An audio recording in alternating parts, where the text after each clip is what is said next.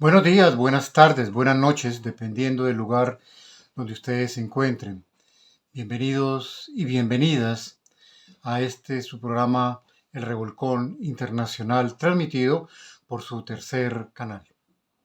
Antes que todo queremos decirles que cuando ya se estaba listo este programa para terminar de ser editado, sucedió algo inesperado y algo increíble que por primera vez pasa en el mundo de la diplomacia mundial, y es que las autoridades, el ejército y la policía del Ecuador entraron violentamente a la Embajada de México en Quito, tratando de, o mejor dicho, para capturar al ex vicepresidente de Ecuador, el señor Jorge Glass, que fue vicepresidente del presidente Rafael Correa.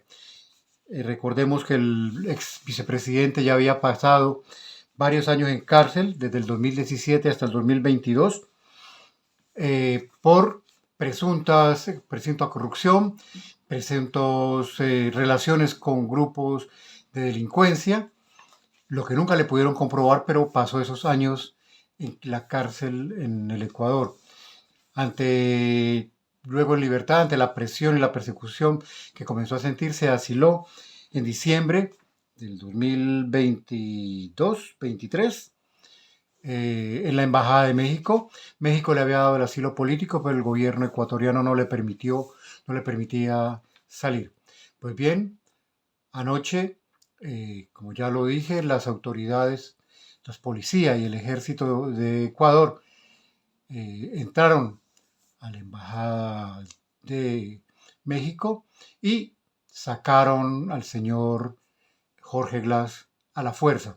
Se opuso, como ustedes lo van a ver ahora, el encargado de negocios, pues ya la embajadora, ya Ecuador había nombrado a la embajadora de México persona no grata, ya había partido la embajadora, y estaba el encargado de negocios, el señor Roberto Canseco, y esto no evitó nada. Es la primera vez en la historia del mundo diplomático, de la diplomacia mundial, que esto sucede. Nunca, nunca se había violado de tal manera la Convención Internacional de Viena sobre la protección a las sedes diplomáticas. Aquí tienen algunas muestras de lo que pasó el día de anoche en Ecuador, el viernes en la noche.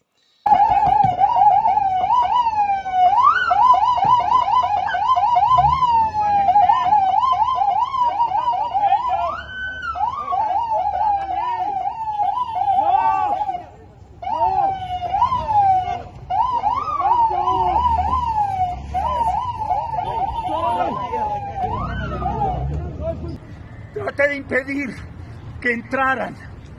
Como delincuentes allanaron la Embajada de México en Ecuador. Esto no es posible. No puede ser. Es una locura. Esta acción, esta brutal acción, como lo dijo el encargado de negocios de México, no hubiera podido ser posible sin el visto bueno de Estados Unidos. Un acto de estos tiene que tener el visto bueno de la Casa Blanca y de los más importantes entes de poder en Estados Unidos, incluyendo la CIA y incluyendo el Senado. Pues bien, este programa es dedicado a una de las personas que tiene un gran poder en el Senado, pues hace parte de la comisión, es vicepresidente del Comité de Inteligencia del Senado de Estados Unidos, el señor Marco Rubio. Una persona que se dice exiliado, que se dice hijo de exiliado cuando es totalmente falso. Sus padres salieron de Cuba en 1956, 3 años antes de la Revolución Cubana, que es de 1959.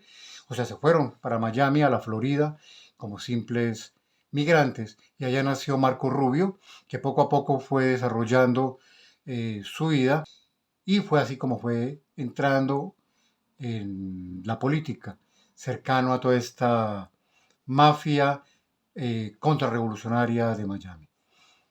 Con un lenguaje de rabia contra Cuba, logró los votos de de toda esta cantidad de los que se llaman exiliados, cuando la mayoría son migrantes económicos en Miami, y así logró ser senador federal en Estados Unidos. Es un gran aliado de Trump, es un republicano, y se ha dedicado sobre todo a hacerle la guerra a Cuba. Pero no solamente, se ha dedicado a hacerle la guerra a los gobiernos democráticos, a los gobiernos progresistas, y para él todo lo que es progresismo es izquierda y para él todo lo que es izquierda es comunismo. Y si es comunismo, es malo para él y es malo para Estados Unidos y es malo para la seguridad nacional de Estados Unidos. Y quédense hasta lo último.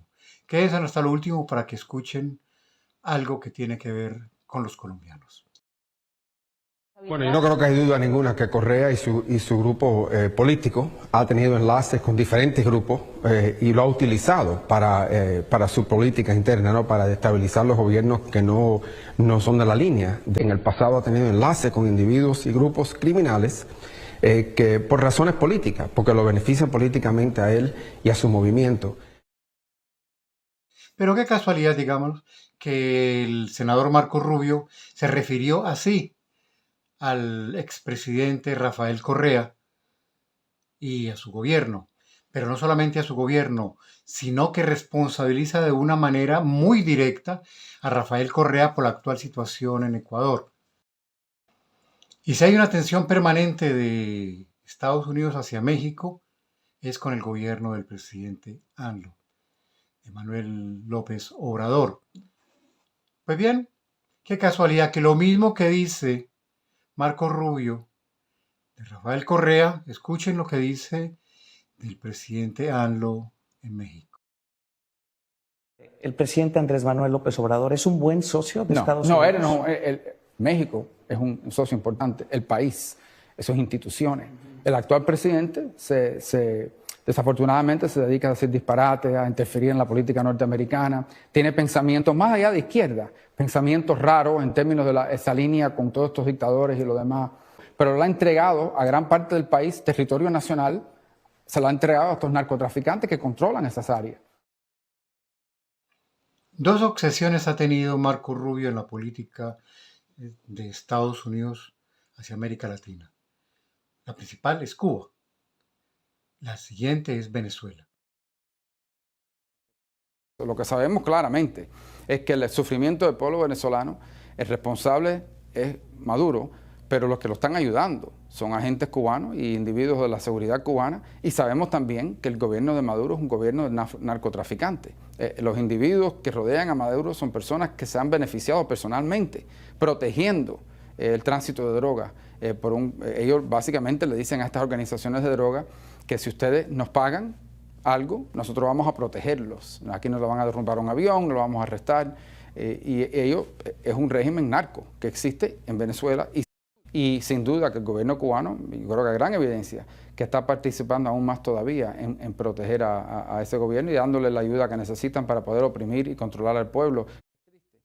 Están destabilizando la región completa y están contribuyendo gravemente al desequilibrio que existe y realmente son una amenaza a la seguridad nacional y a los intereses nacionales de nuestros aliados en la región y por eso a los Estados Unidos también. ¿No se les hace a usted un poco particular que cuando el gobierno de Estados Unidos y sus voceros, como este señor, no les gusta un gobierno porque no responde a sus intereses, es un gobierno de delincuentes, es un gobierno de corruptos y sobre todo es un gobierno de narcotraficantes? Porque nunca, nunca, nunca el gobierno de Estados Unidos trató de gobierno narco al gobierno de Uribe, al gobierno de Santos o al gobierno de Duque. Y que la base del Estado colombiano, así esté el señor Petro en el gobierno, y aunque él no tenga nada que ver con el narco, ¿por qué nunca los trataron de narcoestados? ¿Por qué? Porque eran sus socios, eran sus amigos, eran sus amigos. Lo que sí le puedo decir es que los Estados Unidos tienen el derecho de proteger sus intereses y proteger a nuestros aliados en la región, que existe una amenaza a su seguridad y eso seguirá siendo nuestra obligación.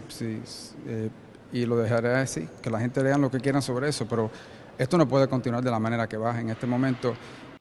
Escucharon, ¿no? Estados Unidos tiene el derecho y la obligación de proteger sus intereses en América Latina. Sus intereses quiere decir los tesoros que tiene la tierra y en todas partes los países de América Latina. Esos son los intereses de ellos, apoderarse de ellos. Y para eso ellos pueden utilizar las Fuerzas Armadas cuando quieran. Y si no, vuelvan a escuchar. Los Estados Unidos utilizan sus fuerzas militares para proteger la seguridad nacional de los Estados Unidos. Y si en cualquier momento, en algún momento, Nicolás Maduro y su régimen representan una amenaza a la seguridad nacional de Estados Unidos, pues entonces yo creo que Estados Unidos tiene el derecho a protegerse de esa amenaza. Antes que Venezuela, la prioridad en la política casi que casera para Marco Rubio es Cuba. No solamente porque sus padres nacieron allí, sino porque de la Florida, de estos que se llaman exiliados, de esos contrarrevolucionarios, que es lo que son en realidad, o antipatriotas, viene el dinero para sus campañas políticas y los votos. Es esencial.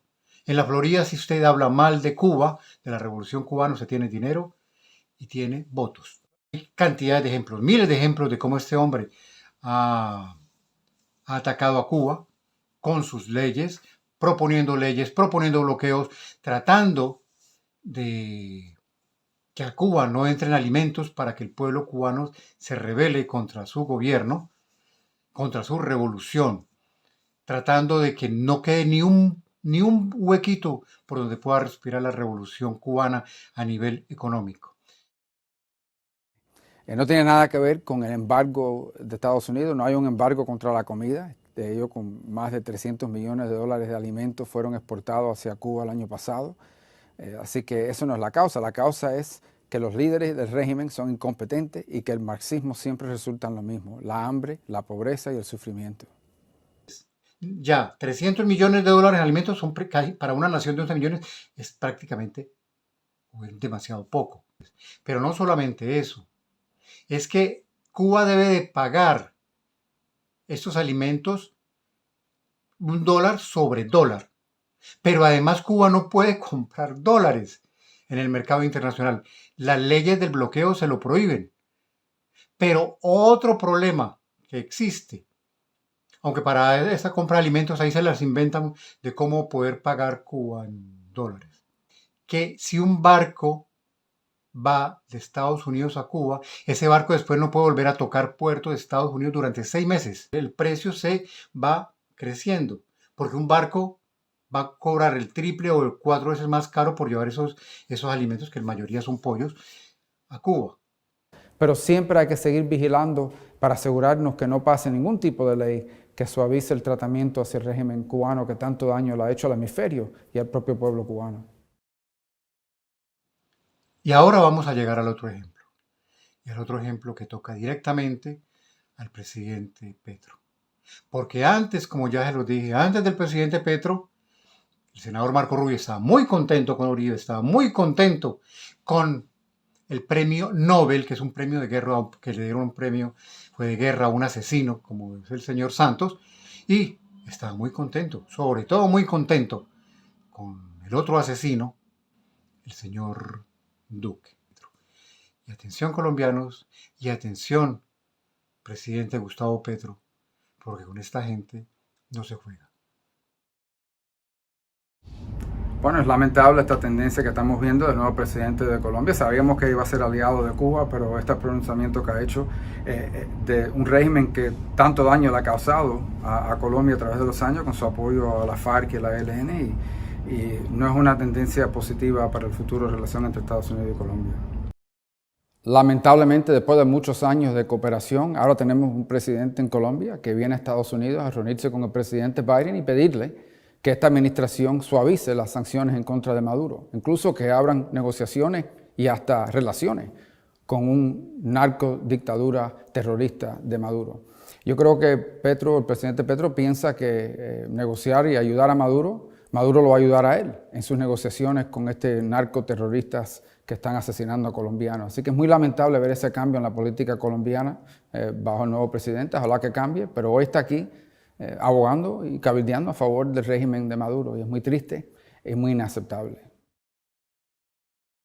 triste e inaceptable, dice Marco Rubio, sobre la posición, o sea, la decisión del presidente Petro de tener relaciones con Cuba, o buenas relaciones con Cuba y con Venezuela.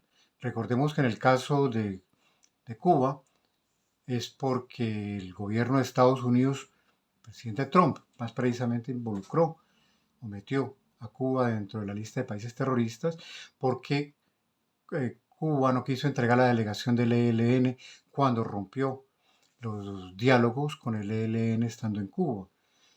Y eso no se podía, eso está dentro de los marcos de negociación ya establecidos con Noruega, con Cuba y los demás países garantes en las negociaciones con el ELN. Si Cuba está metido en esta lista, que el bloqueo económico contra Cuba es mucho más fuerte, menos posibilidades tiene de conseguir dólares, menos posibilidades tiene de negociar con los bancos. Y con Venezuela simplemente porque recomenzó a tener relaciones como se deben de tener entre dos pueblos fronterizos y dos pueblos hermanos dentro. Y atención colombianos, y atención presidente Gustavo Petro, porque con esta gente no se juega. Bueno, una cosa es a la izquierda, ¿no? Porque eso es una ideología. Otra cosa es actos concretos antiamericanos que están contra nuestros intereses. Y esa es la preocupación mía. Obviamente no soy de izquierda y estoy en contra de eso. Pero una cosa es izquierda, otra cosa es antiamericanismo. Y lo que estamos viendo ahora es que el primer día en su función, el nuevo presidente de Colombia ya ha anunciado que él va a abrir de nuevo, reconocer el régimen de Maduro y abrir las relaciones con ellos. También sabemos que es una persona que ha abogado a favor de parar los esfuerzos en contra de los grupos armados narcotraficantes, la FARC, los disidentes de la FARC, ELN, todos esos grupos distintos, y preocupa mucho. Los Estados Unidos tienen más de 2 décadas de cooperación muy cercana con las autoridades colombianas para no simplemente prevenir que esos grupos puedan funcionar, sino que esos grupos pongan en peligro la democracia colombiana. Ahora, toda esa cooperación está en peligro. Veremos y esperemos que no tome eso, pero yo espero que lo que vamos a ver aquí pronto es que altos funcionarios militares que tienen enlace con Estados Unidos, que han trabajado con nosotros mucho tiempo, van a ser quitados de sus puestos, van a ser cambiados y reemplazados por personas que comparten su ideología, y eso siempre es preocupante. Aquí lo más importante de todo es proteger la seguridad nacional de Estados Unidos y ayudar lo más posible a proteger la democracia colombiana, porque a veces estas personas se apoderan de su posición a través de una elección y entonces empiezan a cambiar las instituciones para permanecerse en el poder y para eliminar cualquier tipo de oposición dentro de esa democracia. Y sobre eso tenemos que estar muy vigentes. Recemos por lo mejor, pero tenemos que estar preparados para lo peor. Tenemos que estar preparados para lo peor. O sea, el presidente Petro no puede hacer dentro de su país soberanamente lo que quiera, porque Estados Unidos lo está vigilando. O sea, lo que dije al comienzo, si el presidente Petro hace cualquier cosa que atente contra los intereses de Estados Unidos, que los intereses de Estados Unidos son las riquezas colombianas, son la posibilidad de continuar teniendo las bases militares que tiene, que son más de 10, además de las que tiene la OTAN en territorio colombiano, o sea que Colombia es casi un país invadido, y de esto nunca el presidente Petro ha hablado. Si hace algo, entra en esa lista de presidentes que tienen la posibilidad de ser destituidos, de dárseles un golpe de estado, o que el avión se le caiga, o el avión o el helicóptero también se le caiga, como es muy normal, entre comillas, para los dirigentes políticos que no son del gusto de Estados Unidos. Y bueno, es todo por esta ocasión. Espero que ustedes sepan quién es ese señor, y cuando habla ese señor, habla Estados Unidos, habla el poder estadounidense, y el poder estadounidense solamente tiene intereses, no tiene amigos. Entonces me despido con esta, hasta una próxima. No se olviden, se me ha olvidado decirles, no se olviden de tocar la campanita, la manito de me gusta, de dejar sus comentarios y de encontrarnos en la próxima ocasión. Muchas gracias y los dejo con este peligroso sujeto que es el senador Marco Rubio. Lo que le diré es lo siguiente, mientras que yo sea senador, vamos a tener un senador en la Florida, al cual el tema de la libertad y la democracia y el anticomunismo en esta región va a ser prioridad.